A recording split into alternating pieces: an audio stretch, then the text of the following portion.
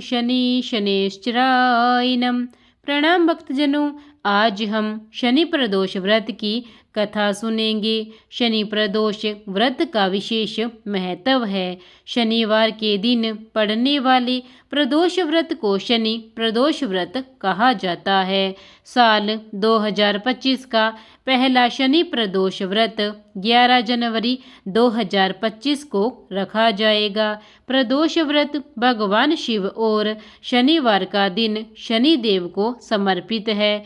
मान्यता है कि शनि प्रदोष व्रत में भगवान शिव, माता पार्वती व शनि देव की पूजा करने से जीवन में सुख समृद्धि आती है, परेशानियों से छुटकारा मिलता है। शनि प्रदोष के दिन शिव पूजन के समय व्रत कथा का पाठ किया जाता है, यानी कि शनि प्रदोष व्रत की कथा सुनते हैं या पढ़ते हैं। आइए हम कथा की शुरुआत करते हैं। गर्गाचार्य ने कहा, हे महामते, आपने शिव शंकर प्रसन्नता हेतु समस्त प्रदोष व्रतों का वर्णन किया। अब हम शनि प्रदोष विधि सुनने की इच्छा रखते हैं, सो कृपा करके सुनाइए। तब सूत जी बोले, हे ऋषि, निश्चयात्मक रूप से आपका शिव पार्वती के चरणों में अत्यंत प्रेम है। मैं आपको शनि त्रयोदशी व्रत की विधि बतलाता हूँ, उसको ध्यान पूर्वक सुनिए। एक गांव में एक निर्धन ब्राह्मण रहता था। उसकी एक स्त्री दरिद्रता से दुखी होकर शांडिल्य ऋषि के पास जाकर बोली, हे महामुनि, मैं अत्यंत दुखी हूँ, दुख निवारण का उपाय बतलाइए। मेरे दोनों पुत्र आपकी शरण में हैं। मेरे ज्येष्ठ पुत्र का नाम धर्म है, जो कि एक राजपुत्र है, और लघु पुत्र का नाम शुचिव्रत है। अतः हम दरिद्र हैं, आप ही हमारा उद्धार कर सकते हैं। इतनी बात सुनकर ऋषि ने शिव प्रदोष व्रत करने को कहा। तीनों प्राणी प्रदोष व्रत करने लगे। कुछ समय पश्चात प्रदोष व्रत आया। तब तीनों ने व्रत का संकल्प लिया। छोटा लड़का, जिसका नाम शुचिव्रत था, एक तालाब पर स्नान करने को गया तो उसे मार्ग में स्वर्ण कलश धन से भरपूर मिला। उसको लेकर वह घर आया और प्रसन्न होकर माता से कहने लगा कि माँ, यह धन मार्ग से प्राप्त हुआ है। माता ने धन देखकर शिव महिमा का वर्णन किया। राजपुत्र को अपने पास बुलाकर बोली, देखो पुत्र, यह धन हमें शिव जी की कृपा से प्राप्त हुआ है। अतः प्रसाद के रूप में दोनों पुत्र आधा आधा बांट लो। माता का यह वचन सुनकर राजपुत्र ने शिव पार्वती का ध्यान किया और बोला, पूज्य माता, धन आपके पुत्र का ही है और मैं इसका अधिकारी नहीं हूँ। मुझे शंकर भगवान और माता पार्वती जब देंगे तब लूँगा। इतना कहकर वह राजपुत्र शंकर जी की पूजा में लग गया। एक दिन दोनों भाइयों का परदेश भ्रमण का विचार हुआ। वहां उन्होंने अनेक गंधर्व कन्याओं को क्रीड़ा करते हुए देखा।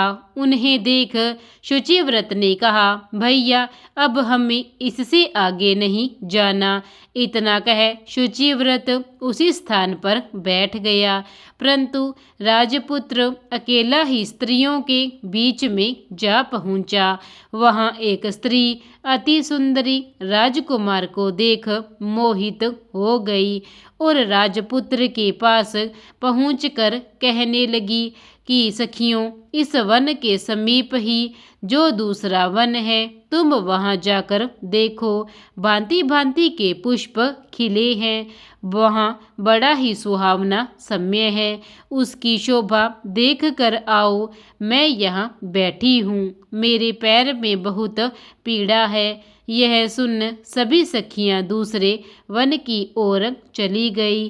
वह अकेली सुंदरी राजकुमार की ओर देखती रही। इधर राजकुमार भी कामुक दृष्टि से निहारने लगा। युवती बोली, आप कहाँ रहती हैं? वन में कैसे पधारे? किस राजा के पुत्र हैं? क्या नाम है? राजकुमार बोला, मैं विंदर्भ नरेश का पुत्र हूँ। आप अपना परिचय दे। युवती बोली, मैं विद्रविक नाम गंधर्व की पुत्री हूँ। मेरा नाम अंशुमति है। मैंने आपकी मन स्थिति को जान लिया है कि आप मुझ पर मोहित हैं। विधाता ने हमारा तुम्हारा संयोग मिलाया है। युवती ने मोतियों का हार राजकुमार के गले में डाल दिया। राजकुमार हार को स्वीकार करते हुए बोला कि हे भद्रे, मैं आपका प्रेमो उपहार स्वीकार करता हूँ, लेकिन मैं निर्धन हूँ। राजकुमार के इस वचनों को सुनकर गंधर्व कन्या बोली कि मैं जैसा कह चुकी हूँ वैसा ही करूँगी। अब आप अपने घर को जाएं।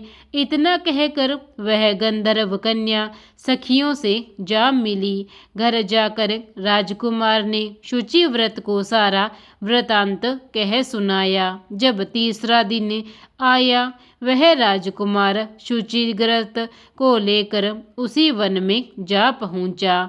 वही गंधर्व राज अपनी कन्या को लेकर आ पहुंचा। इन दोनों राजकुमारों को देख आसन देकर कहा कि मैं कैलाश पर गया था। वहां शंकर जी ने मुझसे कहा कि धर्मगुप्त नाम का राजपुत्र है, जो इस समय राज्य विहीन निर्धन है।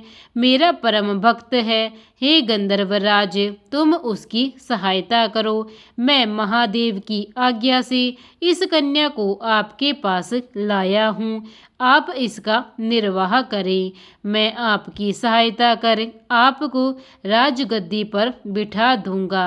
इस प्रकार गंधर्वराज ने कन्या का विधिवत विवाह कर दिया। विशेष धन और सुंदर गंधर्व कन्या को पाकर राजपुत्र अति प्रसन्न हुआ। भगवत कृपा से वह समय उपरांत अपने शत्रुओं को दमन करके राज्य का सुख भोगने लगा। इसी प्रकार शनि प्रदोष व्रत की कथा का यही समापन होता है। तो प्रिय भक्तजनों, इस प्रकार प्रदोष व्रत की अति महिमा है। प्रदोष व्रत को जो रखता है उसकी हर मन इच्छा पूरी होती है, सभी कष्टों से छुटकारा मिलता है और भगवान भोलेनाथ की कृपा पूरे परिवार पर बनी रहती है। प्रेम से बोलिए भगवान भोलेनाथ की जय, शनि महाराज की जय, हर हर महादेव। प्रिय भक्तजनों, अगर आपको मेरी यह कथा अच्छी लगी हो तो इस कथा को लाइक अवश्य कीजिए और कमेंट में हर हर महादेव, शनि महाराज की जय अवश्य बोलिए। और अगर आप मेरे चैनल पर नए हैं तो चैनल को सब्सक्राइब करना ना भूलें। धन्यवाद।